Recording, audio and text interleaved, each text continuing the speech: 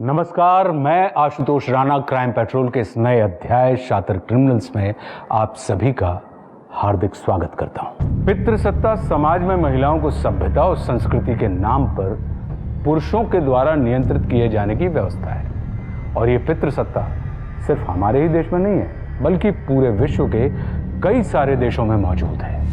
एक तरफ सबसे मॉडर्न और शक्तिशाली देशों की महिलाएं पुरुषों से बराबरी के लिए लड़ रही हैं, वहीं दूसरी तरफ दुनिया के सबसे पिछड़ी सोच वाले मुल्कों में बराबरी तो छोड़िए, महिलाएं रोजमर्रा के कामों तक के लिए अपनी जान गंवा रही हैं। भारतीय समाज में पितृसत्ता का एक अलग ही रूप देखने को मिलता है, जहां ज्यादातर परिवारों में महिलाओं ने पितृसत्ता को खुद ही अपने कंधे पर उठा के रखा हुआ है।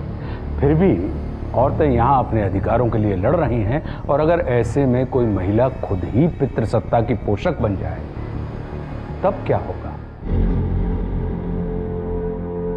अजिंक्य, कितना प्यार करते हो तुम मुझसे? प्यार? इतना प्यार कि तुम्हारे लिए अपनी जान दे भी सकता हूँ और किसी और की ले भी सकता हूँ। सच? झूठ नहीं बोलता मैं कभी भी, समझी? तुम मुझसे शादी क्यों नहीं कर लेते?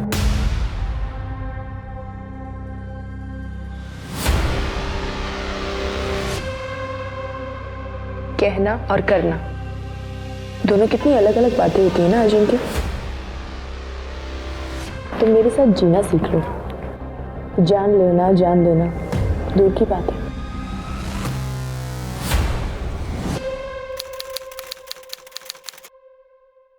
अरे रुको रुको, क्या दादा, वहनी को घर ला रहे हो और जेब भी ना हल्की करनी पड़े? ये तो नहीं चलेगा। अरे बिना टोल टैक्स तो गवर्नमेंट भी जिले में घुसने नहीं देती। यहाँ तो आप वहनी को घर ला रहे हो। चलो मेरा टोल टैक्स दो। ये ले तेरा टैक्स, पूरे 50,000। चल अब जाने दे। बस 50,000? इतने में तो अच्छा सा ढंग का फोन भी नहीं आएगा। चलो इसे डबल कर दो। तुझे समझ नहीं आता क्या कहा मैंने? जितना दिया है उतना रख ले। अरे चिढ़तोस कशाला तिच्यावर? उसके इकलौते भाई की शादी है। रुक बहू, ये ले, ये अपने ननंद को दे दे। आखिर गृहस्थी में इसके साथ तेरा भी बराबर का हक है।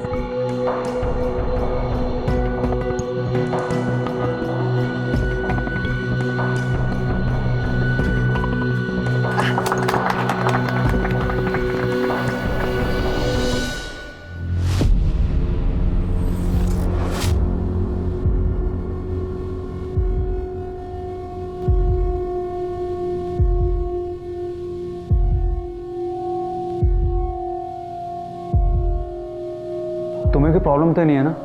एक्चुअली मैं बहुत थक गया हूँ, सोना चाहता हूँ।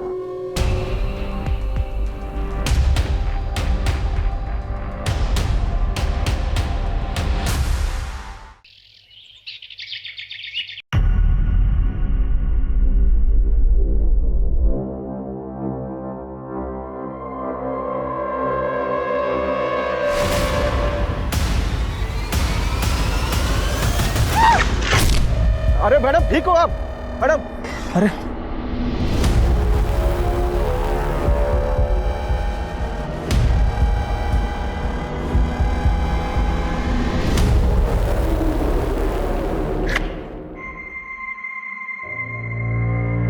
क्या हुआ ताज? स्नेहा ने बताया कि रास्ते में गिर गई थी तुम। तो आपको क्या फर्क पड़ता है? आप तो वैसे भी मेरी शक्ल नहीं देखना चाहते ना। ऐसा नहीं है ईशा, अपने काम में थोड़ा सा बिजी हूं मैं, बस। तो मैंने कब कहा कि आप अपना काम छोड़ दीजिए? अगर आप तो शादी के बाद से ही मुझे इग्नोर कर रहे हो।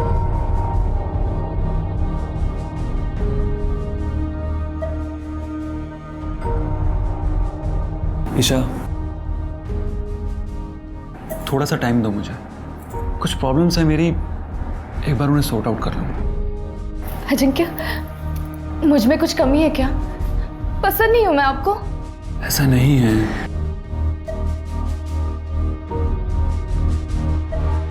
ईशा, ईशा, ईशा सुबह फ्लाइट है मेरी, मुंबई जाना है मुझे, जल्दी उठना है, तो सोने जा रहा हूँ। अजिंक्य,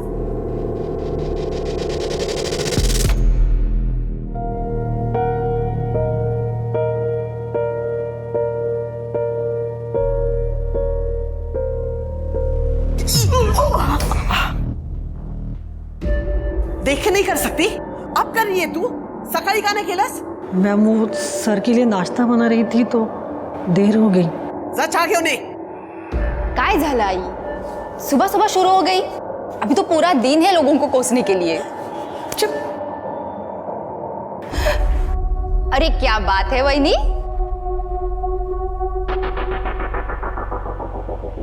सच बताइए, कल रात दादा ने आपको सोने नहीं दिया ना, इसलिए आपकी नींद लेट खुली ना? वैसे दादा है कहाँ? कई दिनों से नहीं दिखे। सुबह उठेगी तो पता चलेगा ना। हाँ, ऑफिस गया है वो। तसा तुमचा डोळा तर दुपारपर्यंत उघडतच नाही।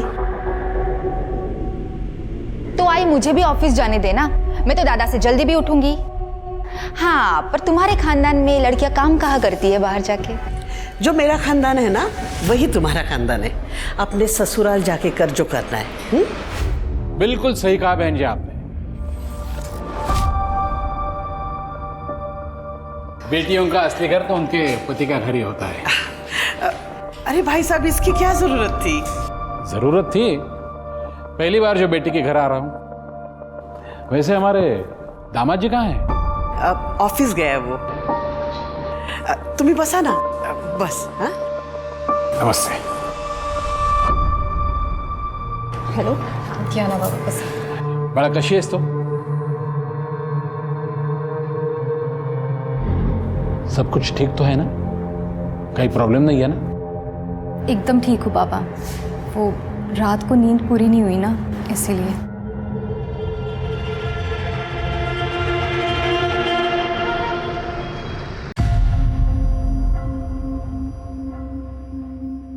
भाई क्या है ये खरोड़ गांव की जमीन खरीदने से मैंने आपको मना किया था, फिर क्यों खरीदी आपने? अमित ने अपने सोर्सेज से कंफर्म कर लिया है। वहां गवर्नमेंट का बहुत बड़ा पावर प्लांट लगने वाला है। जमीनों के दाम बढ़ने वाले हैं। ये अमित, इसकी बात पर आपको मुझसे ज्यादा भरोसा है। इसको तो मैं भी छोड़।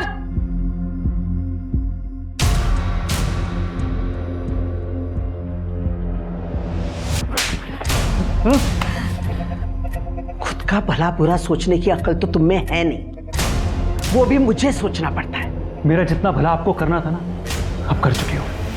अब कम से कम मुझे अपने मन की कर लेने दो। करो। किसने रोका है? अरे आपने रोका है, और किसने रोका है? क्या? देखो बेटा, ये प्रॉपर्टी, ये घर, ये सब तुम्हारा ही तो है। लेकिन पहले खुद को साबित कर। खुद को साबित करते करते ना मैं थक गया हूं। लेकिन अब भी आपको मुझसे ज्यादा अगर दूसरों पर भरोसा है ना, जस्ट लीव इट। हट।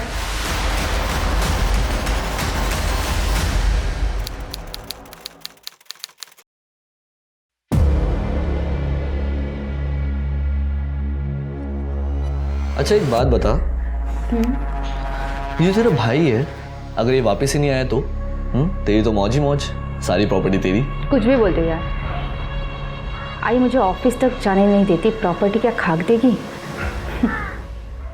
और वैसे भी भाभी है ना, भैया के बाद प्रॉपर्टी तो भाभी को ही मिलेगी। चलो भाभी को आधी प्रॉपर्टी मिल गई, बाकी बची हुई प्रॉपर्टी तो तेरी हुई।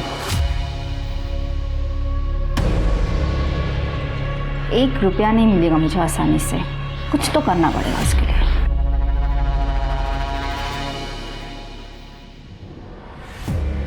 सही कह रहा था तू।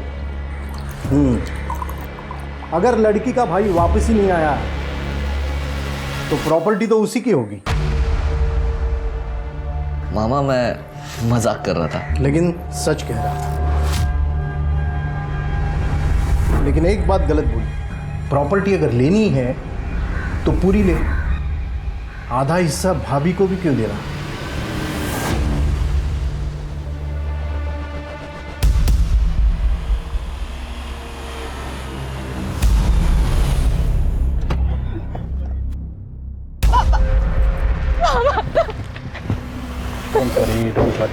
अजिंक्यचा नंबर द्या, उसको ट्रैक करेंगे, उसका लोकेशन पता चल जाएगा। अब अरे सर, इसकी कोई जरूरत नहीं, मैंने कहा ना आपसे, अजिंक्य वापस आ जाएगा। आई 15 दिन से गायब हो, 10 दिन से उनका फोन बंद है और आपको कोई टेंशन नहीं हो रही है? अगम, आपकी बात हुई अजिंक्य से? नहीं। बहुत रिलैक्स नजर आ रही हैं। कहीं फंसा होगा, किसी प्रॉब्लम में होगा, उसका नंबर ट्रैक करेंगे प्रिकॉशन के तौर पर। नंबर दीजिए, उसका फोटो भी देना। सही फोटो उनका। चलिए।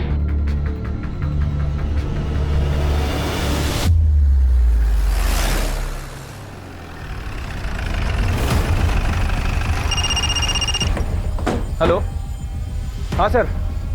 सर हम लोग पिंपरी में हैं। यहाँ अजिंक्य का एक बंगलो है सर, और उसके फ़ोन की लास्ट लोकेशन भी यहीं की दिखा रही है। मैं देखता हूँ अभी। Okay sir.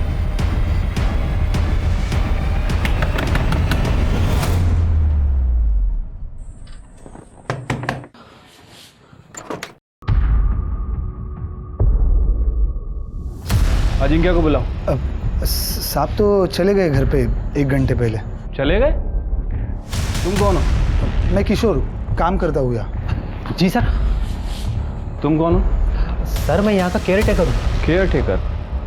अजिंक्य यहाँ कितने दिन से रुका हुआ था? मैडम, अजिंक्य भाऊ आज ही आए थे, 2-3 घंटे रुके और चले गए।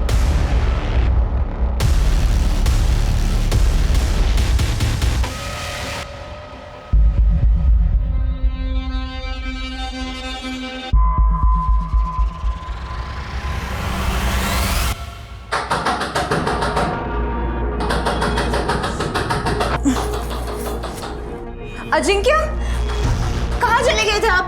मैं कितना डर गई थी। Thank God. कहाँ चला गया था मैं? यही तो था।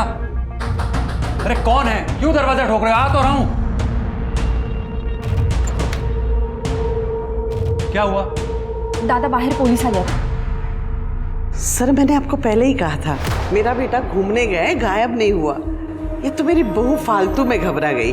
अजिंक्य, इसके बाद में जब बाहर घूमने जाओगे तो घर पे इन्फॉर्म करना। चलो, थैंक यू। सीरियसली ईशा, तुमने ये पुलिस को इन्फॉर्म कर दिया? लेकिन आप गायब थे, आपका फोन भी नहीं लग रहा था। मैं बहुत डर गई थी। बच्चा नहीं हूं मैं, अपना ख्याल खुद रख सकता हूँ। और आइंदा से अगर तुमने मेरे किसी भी मामले में दखल देने की कोशिश की तो मैं तुम्हारा... बस बेटा, तुम अपने कमरे में जाओ।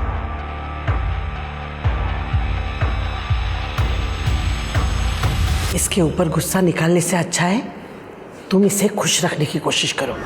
आज तो मैंने तुम्हें फोन कर दिया, लेकिन तुमसे परेशान होकर अगर इसने अपने बाप को फोन कर दिया और कुछ कह दिया तो तुम बड़े प्रॉब्लम में फंस सकते हो।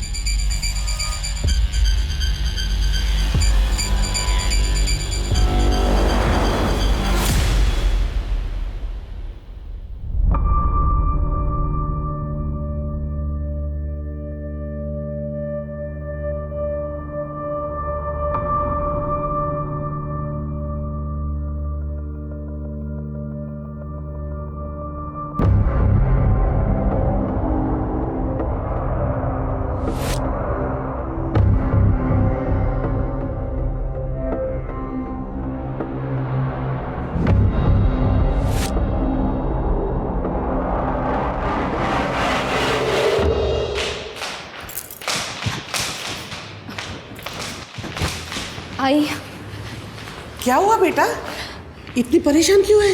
आई वो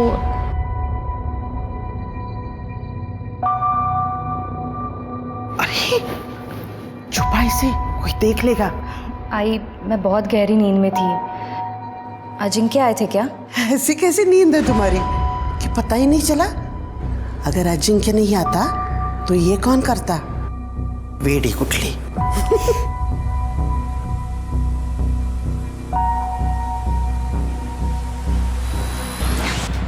थैंक्स। तेरे भाई का भी बढ़िया है, अपनी मर्जी से आता है, अपनी मर्जी से जाता है। पता नहीं तेरी भाभी कैसे झेल रही है उसे। इसमें झेलने की क्या बात है? घर में किसी चीज की कमी थोड़ी ना है। एग्जैक्टली, घर में किसी चीज की कमी थोड़ी ना है। करोड़ों की प्रॉपर्टी अलग से, अगर ये सब नहीं होता ना तो कब का छोड़ के भाग गई होती तेरी भाभी तेरे भाई को। ऐसा कुछ नहीं है, वहीनी बहुत खुश है दादा के साथ। ये खुशी ना सिर्फ दिखावा है, चाहे तो देख लेना। अगर कल को तेरी ये भाभी तेरी दूसरी आई बन के तेरे सर पे ना बैठी ना तो बताना मुझे।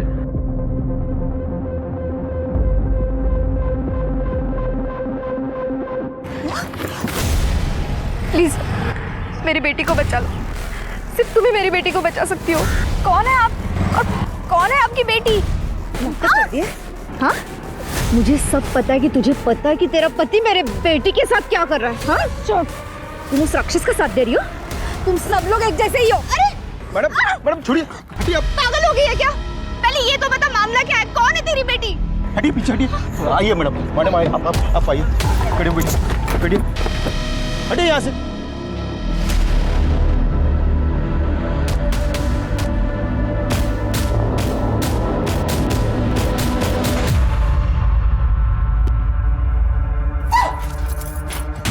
किसी से भी इस बात का जिक्र किया ना, जान से मार दूंगा।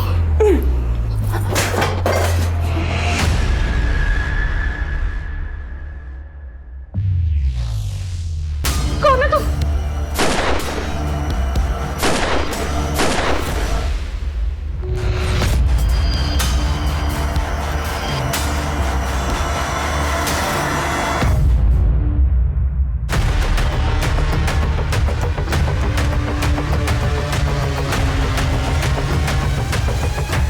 सर बॉडी जयश्री वाडेकर की बहू ईशा वाडेकर की है। 3 गोलियां मारी गई हैं सर, और बॉडी देख के लग रहा है कि मर्डर लगभग कल शाम के आसपास हुआ है। ये अपने पास आई थी ना पति की मिसिंग कंप्लेंट लिखवाने? हाँ सर, अजिंक्य वाडेकर। इतने बड़े खानदान की बहू कोथरूड में जंगल में इतने दूर क्या करने आई थी? आसपास पता करो किसी ने गोली की आवाज़ सुनी थी। बॉडी को पोस्टमार्टम के लिए भेज दो, उसके फैमिली मेंबर्स को बताओ। Okay sir.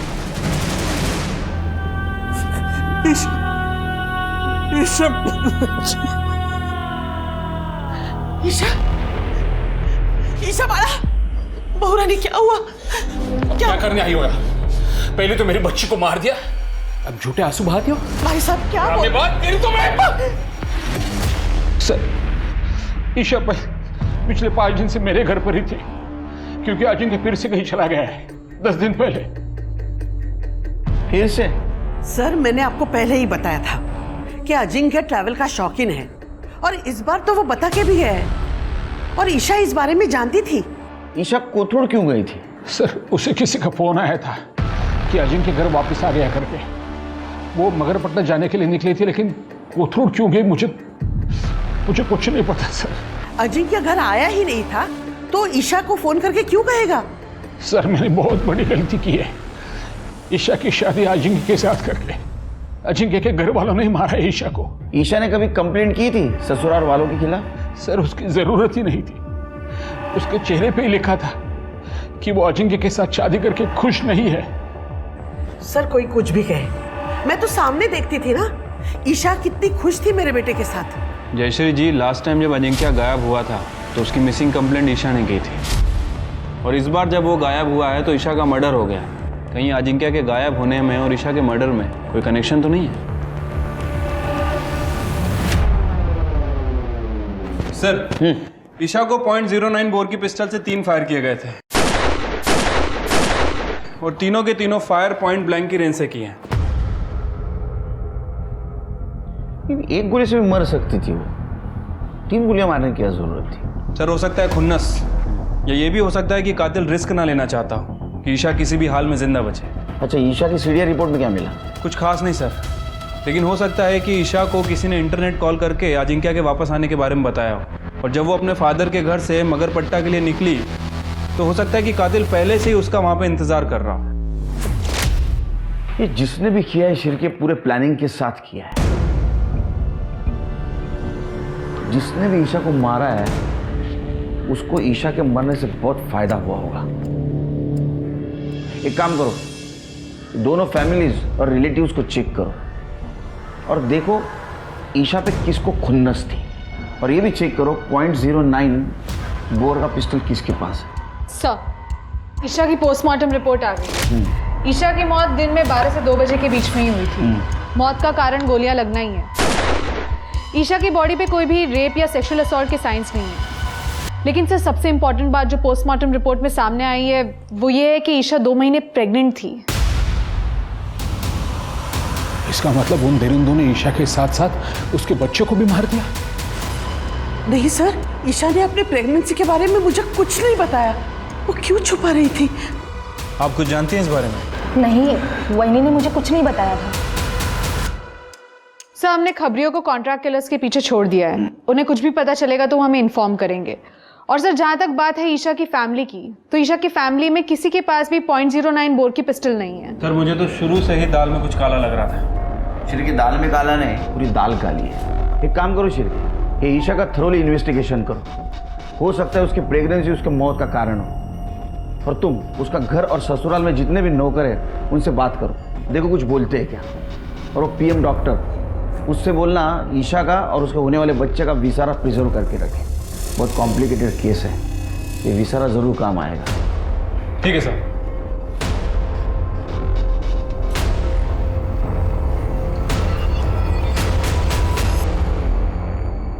Sir Wadekar family के बारे में एक इंटरेस्टिंग बात पता चली है। सर लगभग 20 साल पहले जयश्री वाडेकर के पति प्रभात वाडेकर की गोली मारकर हत्या कर दी गई थी।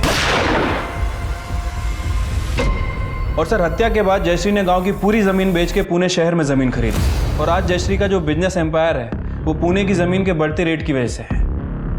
इसका मतलब 20 साल पहले पति की हत्या और अभी बहू की हत्या। इतना ही नहीं सर, अजिंक्य और उसकी फैमिली जितना अपने आप को दूध का दूल्हा बता रहे हैं, शायद वो उतने दूध के दूल्हे हैं नहीं सर। मतलब?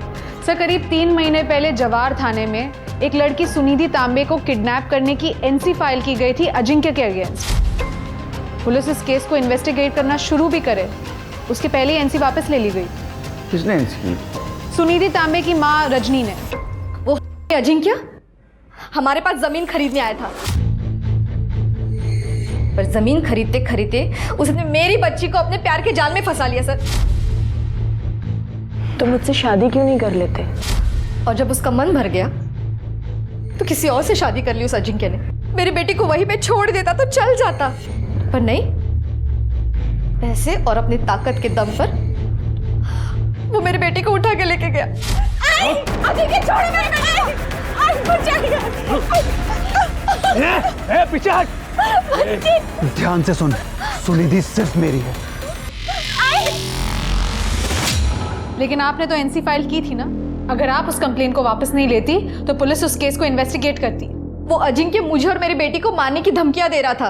वो तो मेरी बेटी ने मेरी खातिर बोला कि वो कंप्लेंट वापस ले ले। सुनिधि को बुलाइए, हमें उससे बात करनी है। ती घरात कुठे है? वो अजिंक्य के पास ही है अभी तक। क्या? एड्रेस दीजिए उसका। शहर के बाद जो पिंपरी है ना, वहाँ पे उसका बंगला है। मेरी बेटी वही है। पिंपरी में? हाँ सर, यही मैडम तो थी जो अजिंक्य साहब के साथ रहती थी यहीं पर, मगर 8-10 दिन पहले साहब के साथ यहाँ तक चली गई। ये मैडम को कभी देख के ऐसा लगा कि वो अजिंक्य के साथ जबरदस्ती रह रही है? नहीं सर, ऐसा तो ज़बरदस्ती मुझे कुछ नहीं लगा। दोनों पार्क में साथ में बैठते थे, सुबह शाम घूमने जाया करते थे, कभी कभी बाहर भी जाते थे। Are you sure इन दोनों के बीच में कभी कोई गड़बड़ नहीं थी? नहीं मैडम, दोनों के बीच में तो कुछ गड़बड़ नहीं थी, लेकिन एक दूसरी मैडम आई थी साहब के यहाँ से जाने के 1 दिन पहले, तब दोनों में बहुत झगड़ा हुआ था। क्या वो औरत ये थी? हाँ यही थी। निकल, चल यहाँ से। निकल इधर से। मैं पुलिस में जाऊंगी। अरे हाँ, तेरे को जहाँ जाना है जा, डरता नहीं हूँ मैं किसी से। सर बंगलो के केयरटेकर रमेश ने जो बताया था, सर इसे देखकर तो ऐसा ही लग रहा है कि सुनिधि अपनी मर्जी से अजिंक्य के साथ रह रही थी। सर ऐसा भी हो सकता है कि इन दोनों को साथ में रहना हो, इसलिए दोनों ने किडनैपिंग का नाटक किया हो। लेकिन जब सुनिधि की माँ रजनी ने पुलिस में कंप्लेंट फाइल की तो जान का खतरा बताकर सुनिधि ने अपनी माँ के पास से कंप्लेंट वापस करवा ली। सर ये दूसरा वीडियो। पॉसिबिलिटी है, क्योंकि ईशा अजिंक्य से लड़ने गई थी और उसने उसको पुलिस की धमकी दे दी, और नेक्स्ट डे अजिंक्य और सुनिधि दोनों गायब हो गए, और अब ईशा को रास्ते से हटा दिया। लेकिन शिरके इतना सब उसके लाइफ में मैटर चल रहा था कि जयश्री जी को पता नहीं था। सर ये बात तो ईशा के फादर को भी नहीं पता थी। क्या झगड़े के वक्त से ही अपने फादर के साथ रह रही थी। ना तो उसने प्रेगनेंसी की बात अपने फादर को बताई और ना ही सुनिधि के बारे में। और सबसे इम्पोर्टेंट बात, ये बंगला और अजिंक्य और सुनिधि के बारे में ईशा को बताया किसने? सर इस बारे में मैंने जयश्री जी से बात की थी। सर सुनिधि के साथ मेरे बेटे ने अपना रिश्ता कब का खत्म कर लिया था, और अब आप कह रहे हैं कि मेरे बेटे ने सुनिधि को जबरदस्ती अपने साथ रखा था। मेरे लिए तो पेपर्स ओके हैं, एक बार क्रॉस चेक करवा के डॉक्यूमेंटेशन के लिए भेज दो। Okay ma'am. बेटा जी मैडम ने पेपर भेजे डॉक्यूमेंटेशन से पहले देखने के लिए। आपने देख लिए ना? हाँ ओके। तो भेज दीजिए डॉक्यूमेंटेशन के लिए। मैं आप पे कैसे डाउट कर सकती हूँ? आखिर हमें ही तो एक दूसरे का ख्याल रखना है। वाडेकर परिवार में शक्ति का केंद्र बदल चुका था। हर बार अजिंक्य की वापसी का भरोसा रखने वाली जयश्री ने इस बार अजिंक्य की वापसी का इंतजार ना करके अपने स्वाभाविक उत्तराधिकारी के तौर पर स्नेहा को चुन लिया था, जबकि वो हमेशा लड़कियों के काम करने के खिलाफ रही थी। क्या उसे कुछ ऐसा पता था जो अपने उत्तराधिकारी का चुनाव करना उसकी मजबूरी बन गई थी?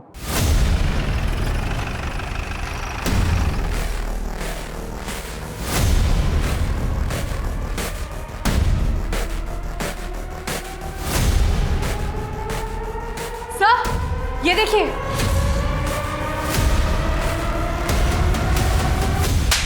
क्यों मारा? ईशा को क्यों मारा? सर मैं क्यों मारूंगा ईशा को? सर मेरा तो उससे कुछ लेना देना ही नहीं है। सर मैं सुनिधि से प्यार करता हूँ, उसके साथ रहना चाहता हूँ। अच्छा, तो सुनिधि के साथ तू रहना चाहता था इसलिए सुनिधि को किडनैप कर लिया? सर करना पड़ा मुझे किडनैप। ईशा की वजह से सुनिधि को लगता था कि मैंने उसे धोखा दिया है सर। कुछ दिन हम लोग साथ में रहते तो सब कुछ नॉर्मल हो जाता हमारे बीच में। अजिंक्य बहुत सनकी था सर। अगर मैं उसके साथ कोऑपरेट नहीं करती तो वो मुझे और मेरी आई हम दोनों को जान से मार देता। मेरे पास कोई और ऑप्शन नहीं था उसकी बात मानने के सिवा। तू सुनिधि को इतना प्यार करता था तो ईशा के साथ शादी क्यों की? आई की वजह से सर। आई चाहती थी कि हमारी स्टेटस वाली बहू हमारे घर में है। उन्होंने मजबूर किया मुझे ईशा से शादी करने के लिए। सर मैंने तो उम्मीद ही छोड़ दी थी कि अजिंक्य मुझे कभी जाने भी देगा, लेकिन कुछ दिन पहले उसकी बीवी ईशा बंगलों पर आ गई थी।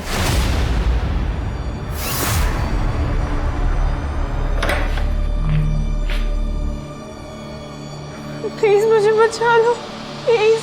अजिंक्य मुझे जान से मार दे, प्लीज।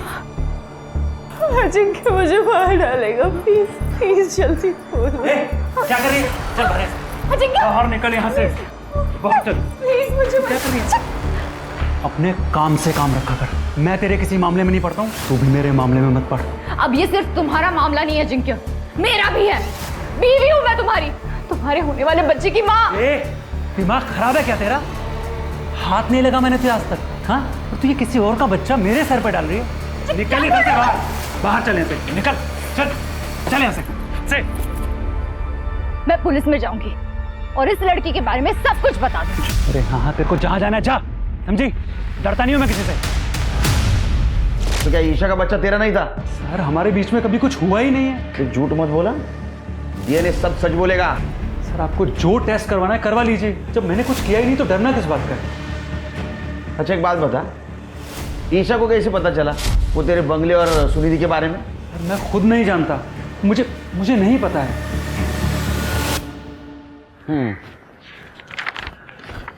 सर अजिंक्य के फ़ोन लोकेशन के हिसाब से पिछले 2-3 महीने में उसकी फ़ोन की लोकेशन वाडेकर हाउस में बहुत कम रही है सर। ये देखिए, कभी एक दिन कभी आधा दिन। सर कहीं वो सच तो नहीं कह रहा है? मतलब वाकई में ईशा का किसी के साथ कोई अफेयर चल रहा था और इसीलिए शायद उसने अपनी प्रेगनेंसी की बात छुपाई। नहीं लेकिन सिरके, अजिंक्य जैसा आदमी जिसने सुनिधि को किडनैप किया और बलजबरी अपने साथ रखा, उसका डीएनए टेस्ट करने के बाद ही पता चलेगा वो झूठ बोल रहा है सच बोल रहा है। अगर झूठ बोल रहा है तो अरेस्ट कर लेंगे, और अगर वो सच बोल रहा है तो इसका मतलब ये है कि ईशा की ज़िंदगी में कोई और था। जब आपको मालूम है कि ईशा का संबंध किसी और आदमी के साथ था, तो मेरे बेटे को क्यों पकड़ के रखा है? उसे बेवजह जयश्री जी शायद अब ये भूल रही है कि आपके बेटे के खिलाफ किडनैपिंग और रेप के चार्जेस है। सर, ऐसे चार्ज तो 50-60 हजार में वापस लिए जाते हैं, और ये काम है सुनिधि जैसे लड़कियों का, जो हम जैसे अमीर खानदान के लड़कों को फंसा के ये सब पैसा वसूल करती है। देखिए जयश्री जी, जी हाँ जी। आप कहाँ से आ रही है? ऑफिस से। सब दादा के नहीं रहने पर किसी को तो काम संभालना पड़ेगा ना। अब आई अकेले तो सब कुछ नहीं संभाल सकती। लेकिन आपके दादा भी जिंदा है और आपके वहिनी का मर्डर हुआ है। आप कहना क्या चाहते हैं सर? कहना नहीं, पूछना चाहता हूँ। आपके वहिनी के अफेयर के बारे में कुछ पता है आपको? नहीं, मुझे इसके बारे में कुछ नहीं पता। शिरके, मुझे डाउट आ रहा है इन लोगों पर, घुमा रहे हैं हमें। एक काम करो, ये ईशा के कांटेक्ट में जितने भी मर्द है सबका डीएनए टेस्ट करवाओ और शुरुआत इस घर के नौकरों से करो। ठीक है सर।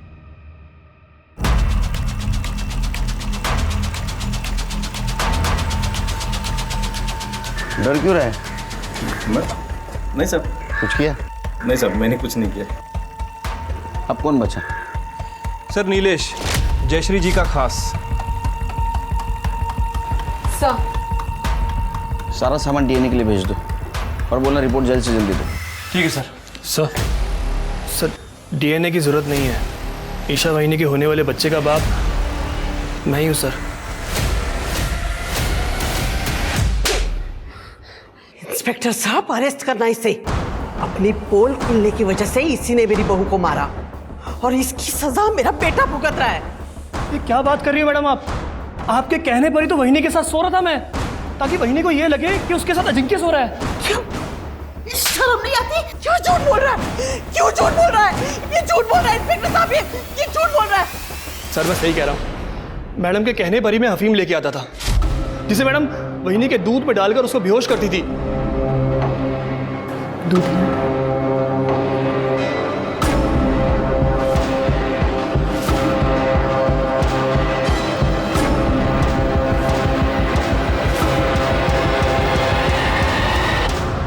सर ये झूठ बोल रहा है, झूठ बोल रहा है।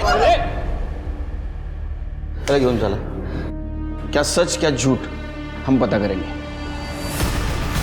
सर, नीलेश अभी भी अपनी बात पे अड़ा हुआ है। उसका कहना है कि उसने जो कुछ भी किया है जयश्री के कहने पे किया है।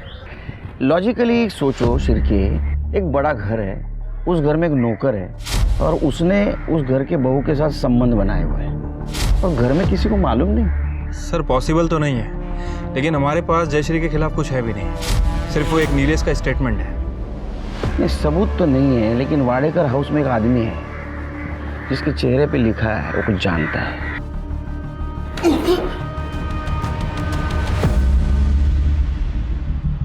देखो, कुत्ता कितना भी वफादार क्यों न हो, वो पागल हो जाता है ना तो मालिक उसको गोली मार देता है। मेरा इन सब से कुछ लेना देना नहीं है साहब। ये तेरी शक्ल तो कुछ अलग बोल रही है रे, कुछ जानता है। देख अभी बता दे, टाइम है तेरे पास, वरना मेरा हाथ घूमना शुरू हो गया ना तो घड़ी का कांटा घूमना बंद हो जाता है। साहब वो बुढ़िया सुनिधि की अम्मा, उसने वहिनी के ऊपर हमला किया था। तुम सब लोग एक जैसे ही हो। अरे मैडम मैडम छोड़िए। पहले क्यों नहीं बताया रे? साहब अगर मैंने पहले बता दिया होता तो मुझे मैडम के बारे में भी बताना पड़ता। वो वहिनी ने बताया था मैडम को वो बुढ़िया के हमले के बारे में। कोई भी ऐरी गहरी औरत रास्ते में तुम्हें मिलके कुछ भी कह दे और तुम घर पे आके झगड़ा करोगे? परनाई, रोड पे कितने सारे लोग थे, उसने किसी से कुछ नहीं बोला, सिर्फ मुझे ही क्यों कहा कि मेरे पति से उसकी बेटी को बचाओ। मुझे कैसे पता चलेगा? नहीं सर, ईशा ने मुझे उस औरत का फोटो नहीं दिखाया था, तो मैं कैसे पहचानती कि वो सुनिधि की माँ है? और दूसरी बात, अजिंक्य के बताए हुए धोखे में मैं थी कि उसका सुनिधि के साथ रिश्ता खत्म हुआ। फिर मैं कैसे गेस करती कि ये क्या मामला है? अगर अजिंक्य ने वाकई तुम्हारी बेटी की जिंदगी बर्बाद की थी तो इसमें ईशा की क्या गलती थी? उस ईशा के साथ शादी करने के बाद अजिंक्य ने मेरी बेटी को दूसरी औरत का दर्जा दिया था, जो मैं कभी भी बर्दाश्त नहीं कर सकती थी मैडम। इसीलिए मैंने ईशा को मारने की कोशिश की थी।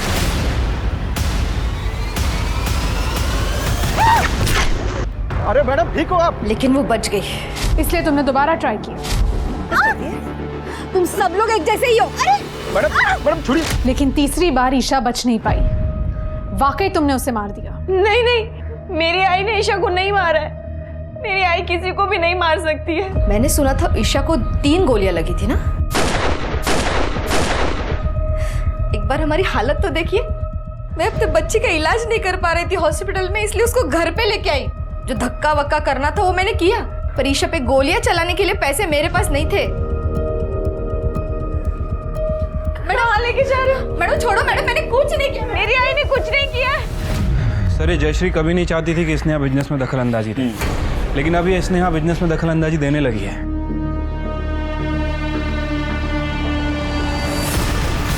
और एक और बात सर, स्नेहा का एक बॉयफ्रेंड है राजन, और राजन का मामा है प्रकाश। पिछले दिनों इन दोनों को अजिंक्या के पिंपरी वाले बंगले पे चक्कर लगाते हुए देखा गया है। केयरटेकर रमेश ने इन दोनों को पहचाना है सर। दोनों अंदर बैठे हैं। देख अब सच बोल, नहीं तो सच बोल, पट्टे से ऐसा मारूंगा ना जिंदगी भर याद रखेगा। सर स्नेहा के बोलने पे सर हम लोगों ने अजिंक्य का पीछा किया था सर, तभी उसके बंगले तक पहुंचे सर। स्नेहा जी, आपके दादा का पीछा आप आपके बॉयफ्रेंड से क्यों करवा रही थी? सर आई बहुत पुराने ख्यालात की है। लड़की होने की वजह से ना मुझे बिजनेस में हिस्सा मिलता और ना ही प्रॉपर्टी में, पर मुझे इससे कोई प्रॉब्लम नहीं थी। पर मेरे बॉयफ्रेंड राजन ने ये सारी बातें मेरे दिमाग में भर दी। ये तेरा भाई है, अगर ये वापस ही नहीं आया तो तेरी तो मौज ही मौज, सारी प्रॉपर्टी तेरी। दादा की हरकतें ऐसी थी कि आयु से बिजनेस हैंडओवर नहीं कर रही थी, तो मैंने सोचा दादा की जगह मैं ले सकती हूँ। हाँ, एक तो तुम्हारी आई की घटिया सोच थी, और तुम्हारी बहनी तुम्हारे रास्ते का कांटा थी, तो दोनों को खत्म करना था तुम्हें, इसलिए सब कुछ किया तुमने। आई भले ही बिजनेस दादा को नहीं देती, मगर उनकी बीवी ईशा, अगर इस घर की बहू होने के नाते अगर उसने प्रॉपर्टी में हिस्सा मांगता तो कुछ नहीं कर पाते। और दूसरा, मुझे बिजनेस ज्वाइन करना था, पर इसके लिए आई को मनाना बहुत मुश्किल था। पर मेरी किस्मत अच्छी थी कि ये दोनों प्रॉब्लम का सलूशन खुद चलकर मेरे पास आया।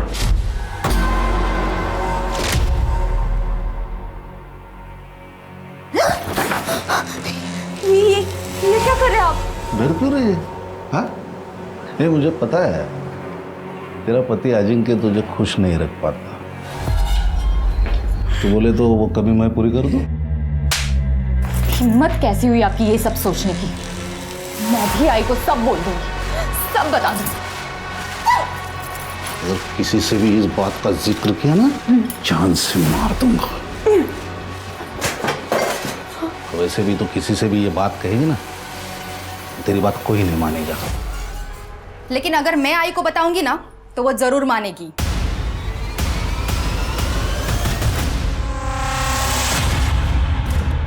तो ये है तुम्हारा solution? Sir I Amit uncle पर खुद से भी ज्यादा भरोसा करती थी, और इनकी गर्दन मेरे हाथ में थी, इसलिए मैंने इनको ब्लैकमेल किया ताकि वो आई को मनाए मेरी तरफ से बिजनेस ज्वाइन करने के लिए।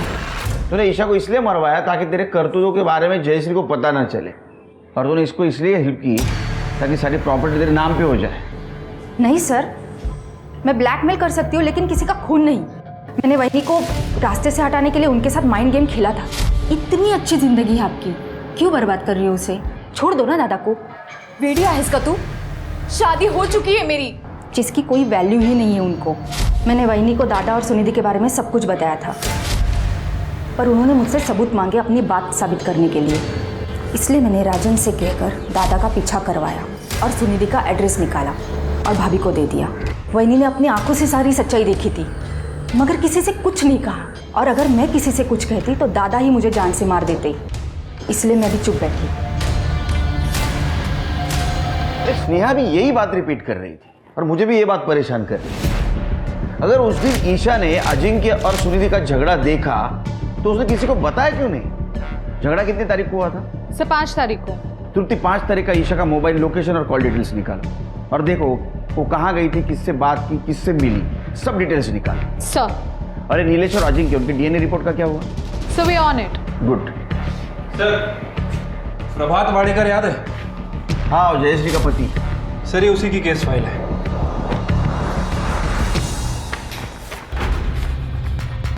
और सर ये अरे तो उस्मान शेख है, शार्प शूटर। ये तो जेल में बंद था। हाँ सर, ये 2 महीने पहले ही जेल से बाहर आया है। और सर इसका प्रकाश वाडेकर के मर्डर में बहुत ही तगड़ा लिंक है सर। प्रभात वाडेकर की मौत .09 बोर की पिस्टल से हुई थी और ये उस्मान के पास भी .09 बोर की पिस्टल है। इसके ऊपर पुलिस केस भी हुआ था, कोर्ट में पेशी भी हुई, लेकिन इसके खिलाफ कोई सबूत नहीं मिला, इसलिए इसे रिहा कर दिया गया। ईशा का मर्डर हुआ उस दिन इसके फ़ोन की लोकेशन 12 बजे से 1 बजे के बीच कोथरूड की है। शिर के गुड वर्क। कम से कम एक सिरा तो मिला। इस सिरे को पकड़ के हम किनारे तक पहुंचते हैं।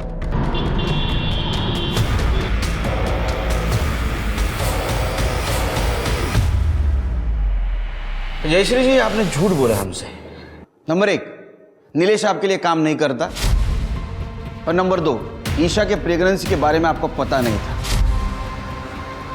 फिर तो बकवास कर रहे हैं आप। आपने झूठ बोला, इसका सबूत है हमारे पास। किरण, बता इनको क्या देखा था उस दिन। डरो मत। मैंने तुम्हें अपने बहू के साथ सिर्फ सोने के लिए कहा था ताकि वो अजिंक्य के धोखे में रहे। तुमने उसे प्रेग्नेंट कर दिया, इडियट। गलती होगी मैडम।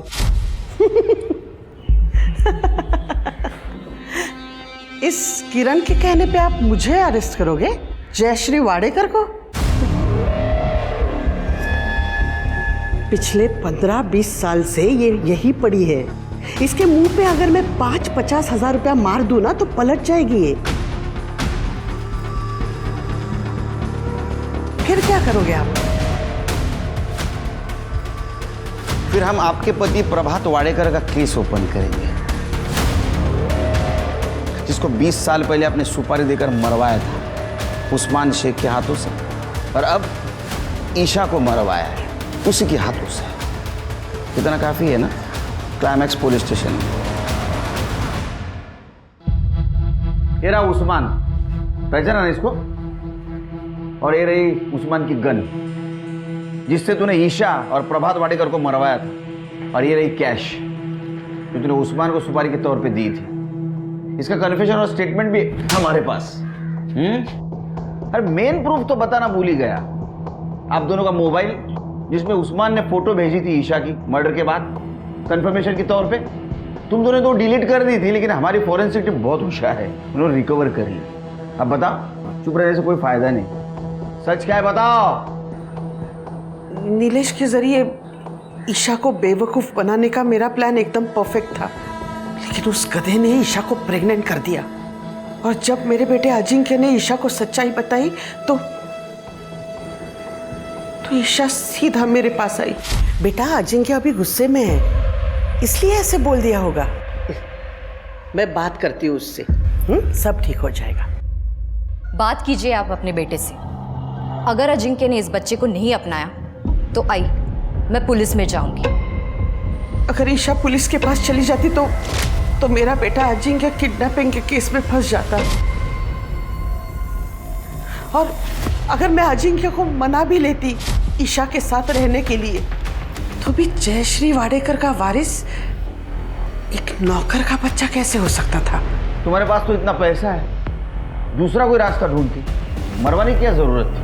अगर मैं ईशा को बच्चा गिरवाने कहती तो उसे डाउट हो जाता और मेरे बिछाए हुए जाल में मैं खुद फंस जाती। वैसे भी मेरा बेटा अजिंक्य सुनिधि के साथ खुश रहता था, तो ईशा का और उसके बच्चे का मेरे घर में क्या काम था? इसलिए मैंने उस्मान को याद किया। कौन है तुम? खुद एक माँ होकर भी इतनी बेरहम कैसी है आप? पहले ईशा को भी मार दिया, ईशा को होने वाले बच्चे को भी मार दी। खोट अजिंक्य में नहीं, तुम्हारे परवरिश में। तो ऐसा निकलेगा ही। चार्जशीट बनाओ।